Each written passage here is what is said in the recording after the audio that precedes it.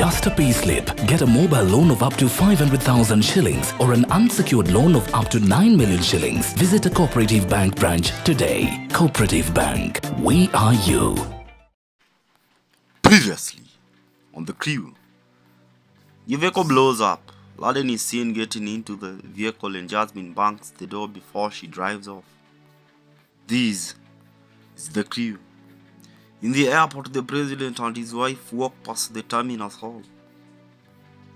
It could have been a good day for him if only Ladin was a thing he could contain, and so he walks to the plane.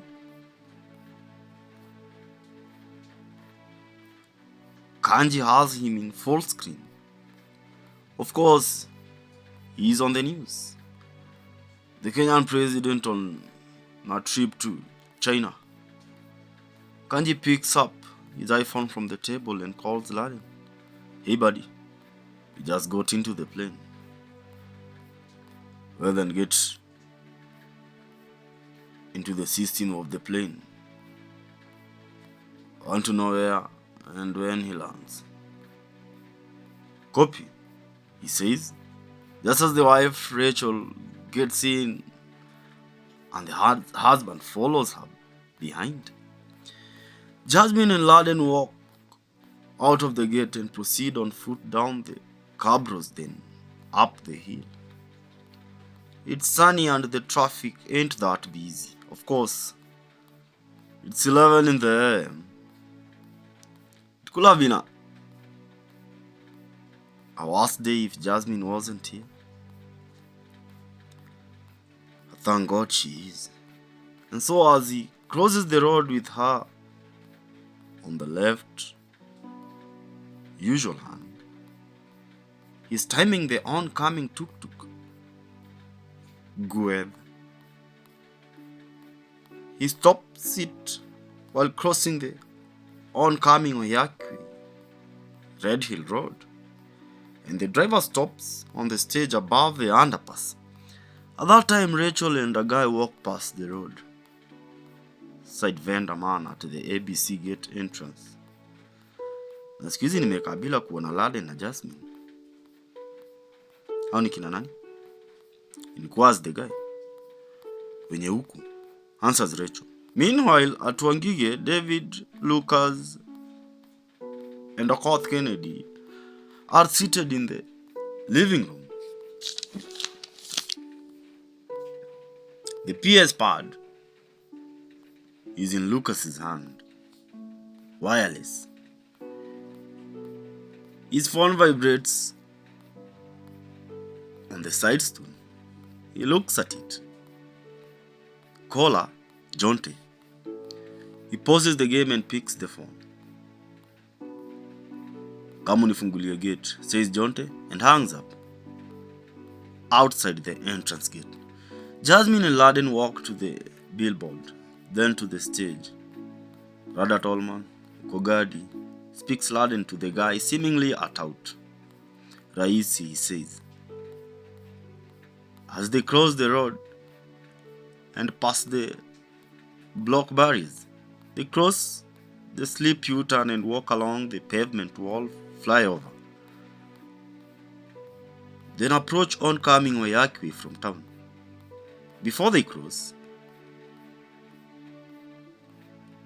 he stops, then speaks. Babe, angalia chini. Naona hapa place umekanyaga. Panakaa shape ya one. Yes, why? You hapa ndio place nilikuwa nimesimama alone that night when I came to see you disguised na mashurubu za white na nywele. Only that ulikuwa na mabawa then. You see the man I love. Sijaota mbaya. La. Na usije ukaota ukapuruka mbali nami. Umeanza za kina Khadija, says Ladin as they cross along the zebra crossing. and you're still the one. I just hope itabaki kuwa hivyo. I know it will. On the road side vendor, Baba Deborah, 𝓂𝓃𝓃𝓉, Ladin says, handing the gun to the guy, and walks towards the gate. Brother Luda, says Ladin, greeting Luda. She has stopped at the gate. Babe, she calls out. Ni round, he says, and walks to where Jasmine is waiting. Meanwhile, Rigathi Gachagua is seated behind the Chandarana bread. On the news taskbar on the TV, tuned into Citizen TV, he reads 6B. Can you imagine 6 billion lost and covered in the budget? He doesn't even have the balls to call this in. And why is the media covering it? We only read it.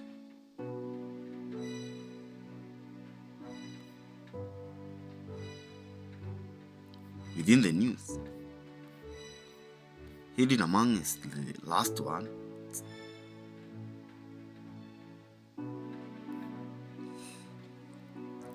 Answers Dorcas. Why do you speak as if you support him? Says Rigji. In the end, you know he is married or maybe engaged to be married to Jasmine. Whatever is still legal in this country anymore. And that alone means something to me, says Dorcas, placing the cup of tea on the side stool, table cup mat. Ladin receives his phone. Hello kuzo. Amesema amefika kwa nyumba. Amko, aiwache hapo.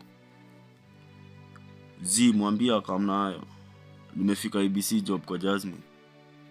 Sawa, says Priscilla and hangs up. Miguel Johnson was a quiet guy, but he had a thing with witty people. Witty, not smart. But smartness needs patience, if there is to be smartness at all. But he was a hitman, and therefore, he drives in the back of the old Rolls-Royce into the gates of the United Kingdom Palace, somewhere in Manchester. But he knows Ladin, been popular in the news. In the kitchen, Ephraim, the head chief, comes out of the rush.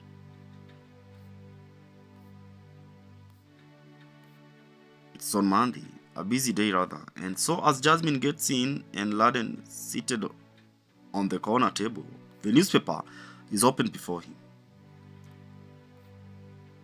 Good to have you back, madam. I could have hoped you had come earlier, but even now is better. I have a few invoices on your table, and kindly remember to sign the checks for the delivery note. Noted. Thank you, Ephraim, she says, and walks to the kitchen. Then comes out, and walks upstairs to the office. The Cullinan drives and parks in front of the franchise. Dino gets out of it and walks to where Ladin is seated. Rada kuzo. Poa Dino. Mzee yako aje? Ako poa. Jasmine is seen seated on the office chair. She signs the checks and stamps them, then seals. Trust is something she has learned to earn, not give, though you cannot receive unless you are given. On the table, Jennifer walks into Ladin. Can you explain to me what the fuck you are trying to do, Ladin? Speaks Jennifer. Not really shouting, but seemingly not whispering either. They came up after me. Okay, now you want to be at war with the whole world. all remained the 9 virgins in the end. You know very well you don't mean that. Hey Jennifer, speaks Jasmine behind Jennifer. She stands up and hugs her.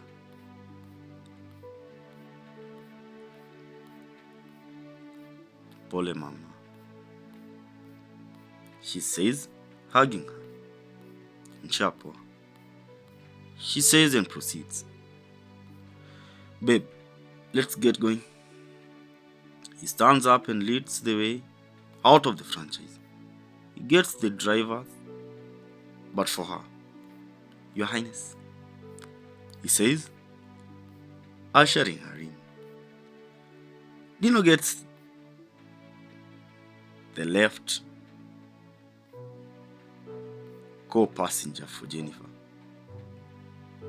just as Laden gets the co-driver. As Dino closes the right